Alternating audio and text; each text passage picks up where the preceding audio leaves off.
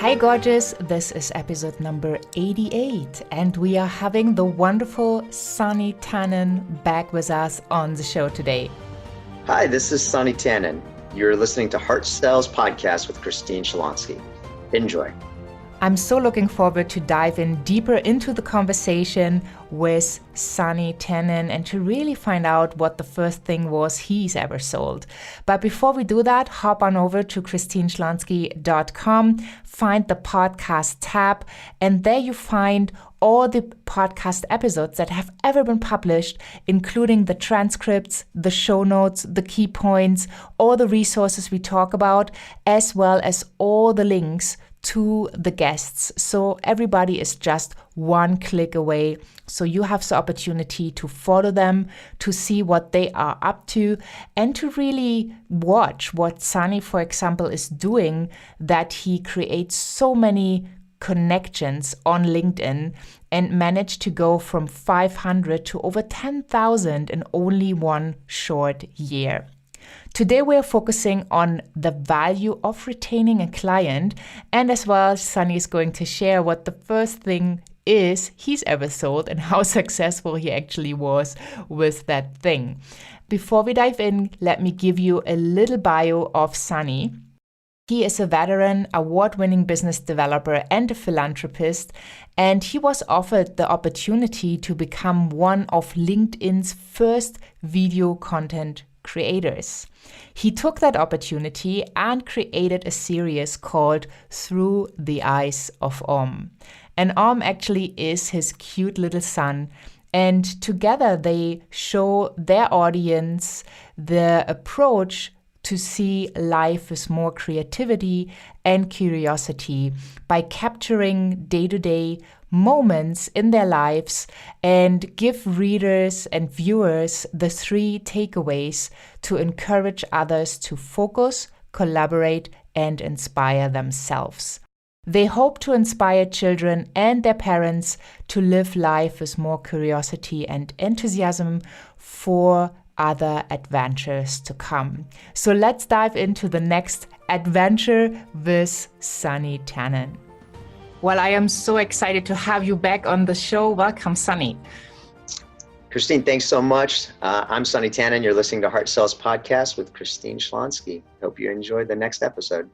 Oh, yeah. I enjoyed the first one. I'm quite sure the audience did as well. And just so we want to make sure they can get more information on you as well, you have this amazing page called Eyes of Om. Right? .com, where people can actually check in and they find all the information on the podcast page as well. I just wanted to make sure that we do not forget to mention that because all the great stories you're sharing and the learning and perspective from a 3-year-old to an adult lesson is just amazing. And I love that inspirational and very creative piece. Thank you so much. Thank you for sharing with us today. So do you remember when you did your very first sale in your life?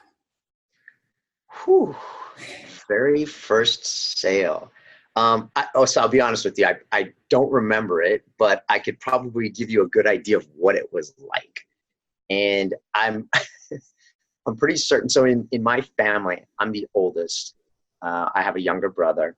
And we're a pretty tight-knit family. We've always, kept in touch with each other, even though we've lived in different parts of the world.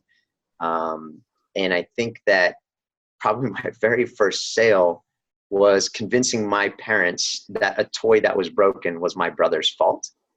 And I love him to death. And, Vin, if you're listening to this, I'm so sorry. But, it was, as an older brother, you had to kind of set the precedent. And my younger brother is extremely intelligent. I'm just so proud of where he is today, and just an extremely thoughtful and just kind-hearted person. But as an older brother, you have to teach your younger brother to kind of be tough and make sure you're preparing them for the real world.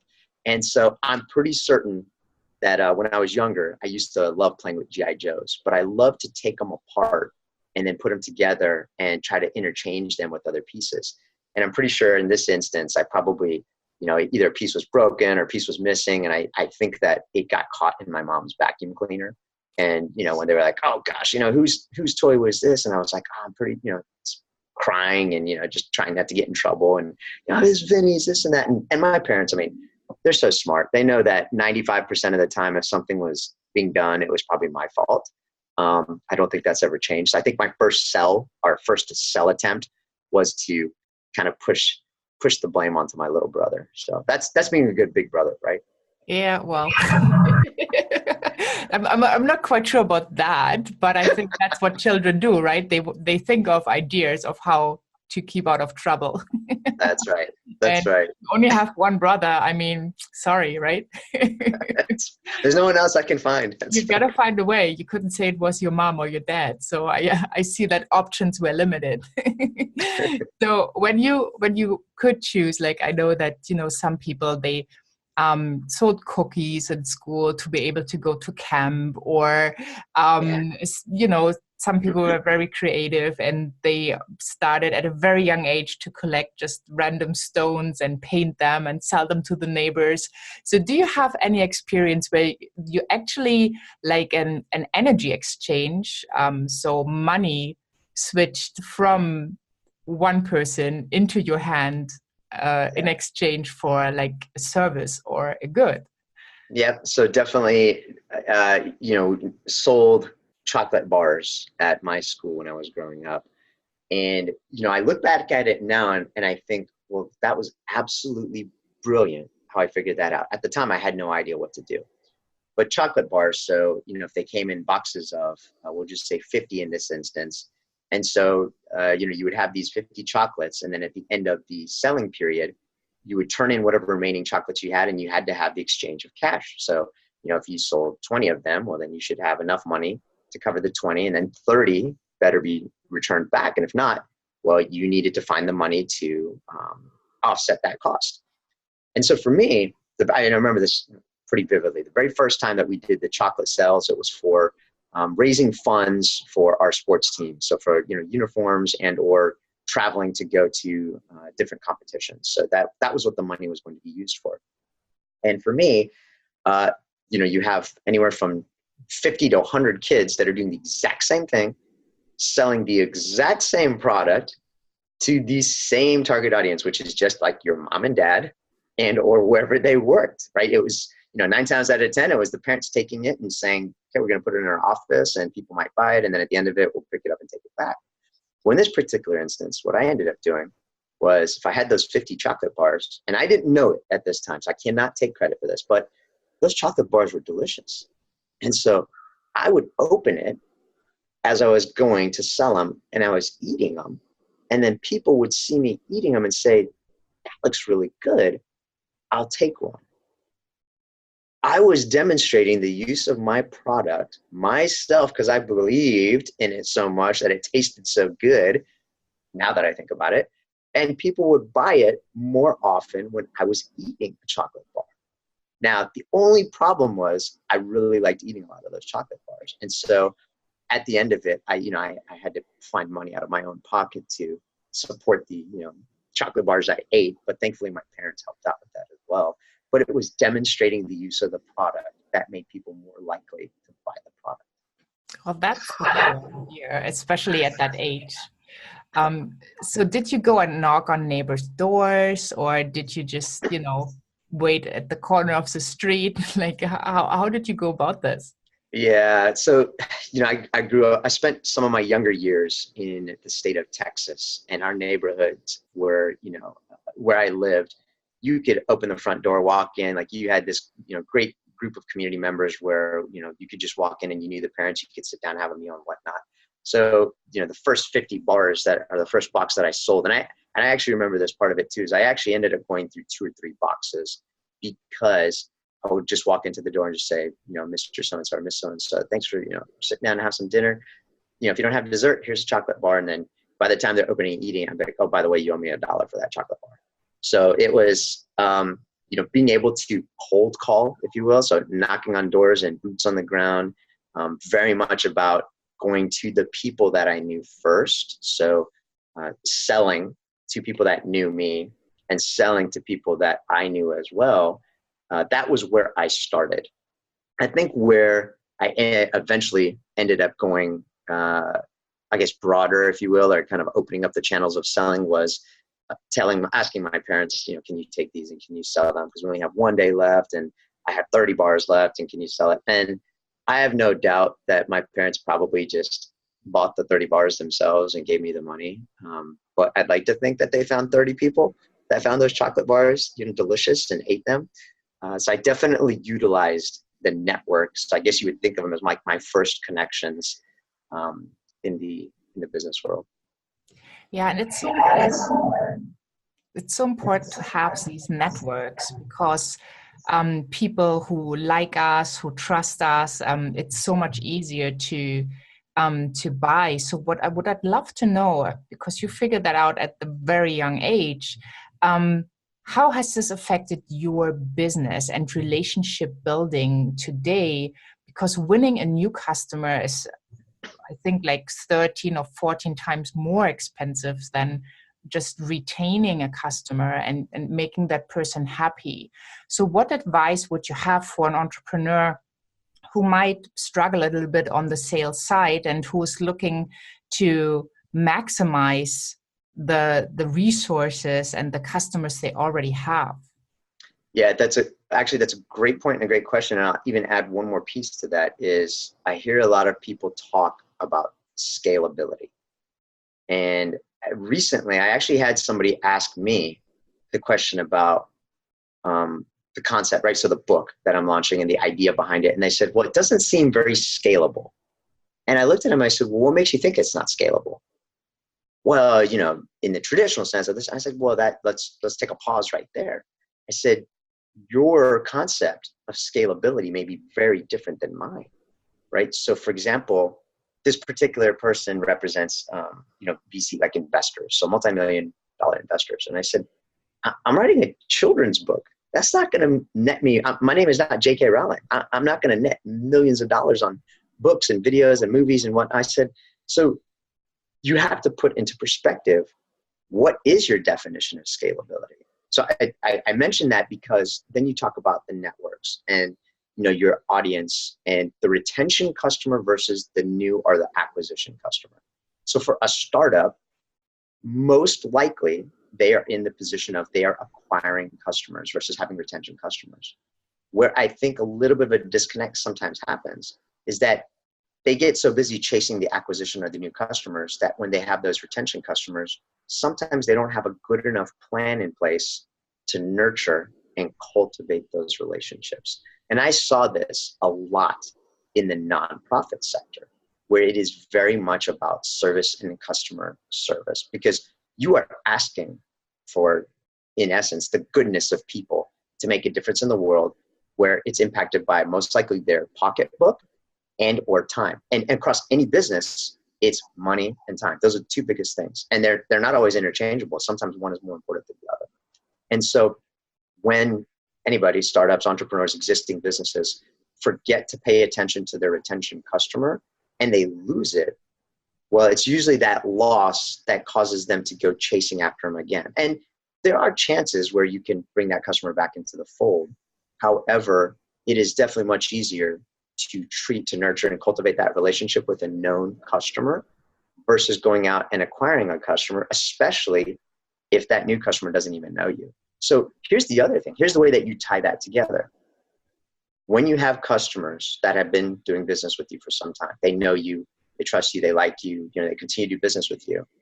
Those are your best sources of referrals, right? Those are customer stories. Those are case studies. So I don't think all businesses, and some of them do it really well, but I don't think all businesses give enough weight to those customers that are loyal customers to them, right? Loyal business, and utilizing them to bring on new customers or new referrals, because the word of mouth, like a warm introduction, if you will, is so much more powerful today than just a cold attempt or trying to reach out blindly to bring on a new customer. So there is that. How do you bridge that gap of finding that core group of customers that exist today and making them your ambassadors, right? They're the ones that you want to shout how great it is to do business with you, the service, the product, whatever it might be. I mean, those are your internal champions. So it's utilizing them to bring on new customers as often as possible. Yeah, that's such a smart approach. So when you think about approaching somebody you don't know yet, like a cold call or, at networking meetings, what is the number one advice you would give to somebody who is not yet really good in selling? Because I've seen it so often that people just jump on other people, which usually doesn't help the relationship. So what have you experienced? And from that experience, what advice would you give to somebody learning the process? Yeah, great question. I'll speak about it both in person, so real time, and then virtually, because once again, social media, that is where a lot of sales activity takes place today. In both cases or both instances, they're the exact same. So I can tell you right now, when I meet a person for the very first time, virtually or in person, the minute they try to sell something to me, shaking a hand, here's a business card and selling me, I can tell you right now, my brain turns off. Absolutely, we're not building a relationship unless you're somebody that I've been meaning to meet for some time, or you have something as an organization that I know somebody else either needs, even if it's not just myself. I can tell you right now, that is the number one turn off moment right there. And I like to liken it to this, right? So in the dating world, now I'm married now, so this is a different conversation today, but imagine in a dating sense, right? Where we'll just use a bar as an example, right? You go into a bar, you're a single guy or gal, and you walk in. Would you just stand in the middle of this bar and yell, "I'm single, I'm ready for everybody to come in here, let's go, let's do it," right? I mean, how successful are you going to be at, you might, but how successful are you going to be at finding, a respective date? Versus, you go up to someone and you take some time, whatever it might be, like if it's a compliment on something, if it's an icebreaker, if it's just a conversation starter, but you build rapport.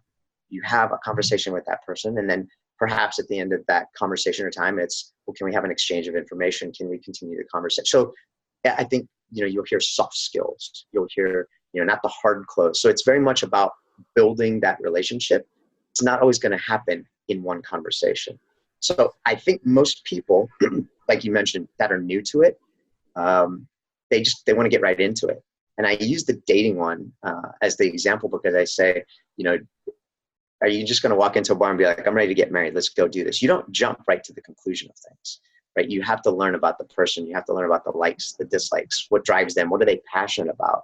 And what I've found works well is, it seems very counterintuitive, but when I actually go in to these types of events, or even on social media, I actually ask the other person, how can I help them? So what value can I bring to them before ever asking them me? Like for me, if 80% of the conversation is that person talking to me, that's a win for me. I am learning about that person and what is important to them, and what they want to talk about. You'd be surprised at how much information you could find out from somebody just by asking really good and high quality questions, probing questions, if you will. And you don't go into the mindset to say, okay, I'm going to ask them this question and this one and this one. That's not very natural, right? Once again, go back to authentic. So you really have to think about, how would you like somebody to approach you? And that's what I've done a lot about. It's like, well, how do I want somebody, like the people that I want to do business with, how did they approach me and why did I choose to do business with them? And I find out what they did really well and what made me, if you will, attracted to doing business with them. And then I try to do the same, or at least I try to learn those types of things and then apply them the other direction. I can tell you this, once again, even on social and in person, the minute, actually, I remember this pretty specifically. I actually had somebody approach me and just said, hey, this is so funny. But they were like, hey, I really liked what you said about this. So they referenced something that they had heard me over, talking with somebody else, or saying, hey, are you interested in this? I had a question about this. And then asking for advice or something that they knew I could answer for them. And so for me, that means that the person is A, paying attention, and B, they want to learn more. And so for me, that's a huge driving force when people actually want to learn. I'm a big fan of education in all forms of capacity, but it just means that they want to open up a dialogue and have a conversation. So to me, that's important, is you want to create conversation. Yeah, I think what you said was beautiful, the quality of questions. Mm-hmm. So often people are not aware that the better questions they ask, the better the outcome is going to be. And when you're really genuine interested in the other person, that is what creates a strong relationship. So just asking questions because I know I'm going to sell better if I ask more questions doesn't really make a lot of sense for the long run, because you're not creating that deep relationship. But I think when you really ask a question because you're not just asking to ask, but you are interested in the answer, then you have the place where really magic can happen. That's a really good point. You can ask good questions, but then you can tell when people are either just going down some sort of script or where they're not paying attention and they just ask something and then they just move on. This is the part, you brought up a really good point. Another part that is, you can go in a good direction or a bad direction is, when you ask a question, and I've done this to people before, just not intentionally, but just to see what would happen. You provide an answer that would ultimately allow them to lead down a different path. But sometimes they don't take that and they just jump right back into whatever it is that they, preconceive what they're going to ask and what they're going to do. And I think you can tell pretty quickly who those people are and what kind of relationship you might have. And then, you categorize them in the way that you want to. So that's a great point, Christine. Yeah. So when you look at Om and the questions he is asking, we see that in children, they don't make up questions to ask questions. They don't know that concept. So I think it's fascinating if you take that world through the eyes of Om and you put that into your business because you are curious, because you want to know more, because you care, you want to learn, then that will have like this magic effect because you're coming with a different mindset to that game. Yeah, agree completely. And I think it also comes down to being able to break kind of traditional mindsets, right? Or preconceived notions of, well, this is just how business is done. Let's do business differently, right? And not everybody will get it, which is okay. Yeah, that's what we're trying to do with a podcast, right? See sales differently, embrace it, love it, and just serve more people. And, the money will follow. That's right. I love it. Wonderful. So let us know again where people can find you to wrap up this wonderful episode, that they have a chance to connect as well. Wonderful. I appreciate it. So you can find us. Our website is eyesofom.com. So EYESOFOM.com. You can find us on pretty much every social media platform as well. You can just look my name up, so Sonny Tannan, or you can look up Eyes of Om. We're on LinkedIn, Facebook, Twitter, Instagram, and we're about to launch on YouTube as well. Wonderful. And all the links will be provided at the podcast page at christineschlonski.com. So thank you so much for sharing your knowledge with us today, for being an inspiration to really take it to, the level of a 3-year-old and learning how to switch that to the adult level where we forgot everything about being children, about the fun, the play, the curiosity. Because once you kind of loosen up and you embrace the creativity and the fun part, I always notice that you make more money, you're more successful, because you're coming less from the side of wanting to play. Yeah, and I think we would be remiss if we didn't give a special thank you to Anne below for connecting us, because that really does talk about the connectivity of people and finding people that are in your network to say, I think these two people might really hit it off in some capacity, shape, form, or way.